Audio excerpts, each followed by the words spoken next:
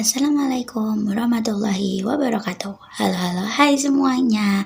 Ketemu lagi sama aku, Aura Najma Ramadhani, mahasiswa Psikologi, Fakultas Psikologi dan Kesehatan, Universitas Islam Negeri Wali Songo Semarang, dengan NIM 24070160045.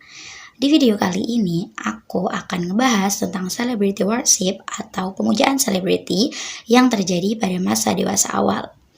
Nah, apa sih celebrity worship itu?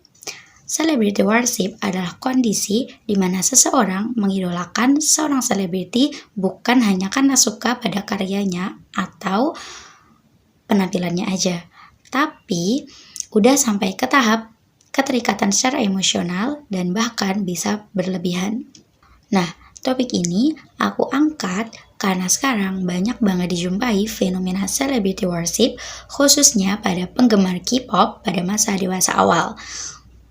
Berdasarkan salah satu jurnal yang aku pelajari, ternyata celebrity worship ini bisa berdampak positif dan juga berdampak negatif pada diri kita. Pada masa dewasa awal, yaitu sekitar umur 18 tahun sampai awal 20-an, kita lagi berada dalam fase masa pencarian jati diri, pengen merasa punya tempat, dan butuh sosok inspirasi. Nah, banyak orang yang akhirnya menemukan semua itu dari sosok sang idola. Lalu, apa sih dampak positif yang dapat kita ambil jika kita punya idola? Yang pertama, bisa jadi motivasi dalam belajar dan berkembang.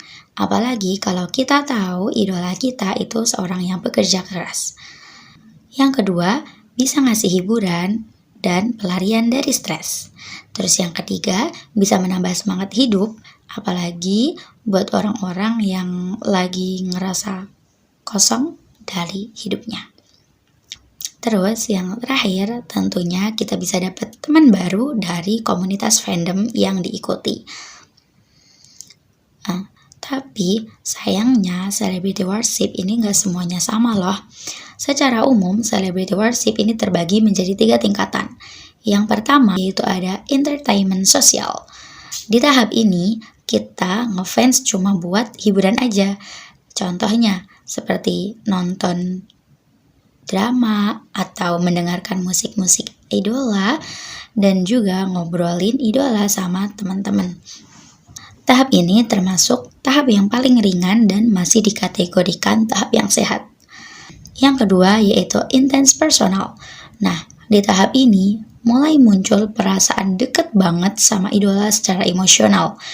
Kayak kita tuh ngerasa idola kita tuh termasuk bagian penting dari hidup kita. Nah, terus yang terakhir ada borderline pathological. Nah, ini merupakan tahapan paling ekstrim dari celebrity worship. Karena di tahap ini, seseorang sudah mulai menunjukkan sikap obsesinya kepada idola. Seseorang yang udah di tahap ini bisa melakukan hal apapun demi sang idola. Bahkan bisa mengorbankan hal-hal penting dalam hidupnya.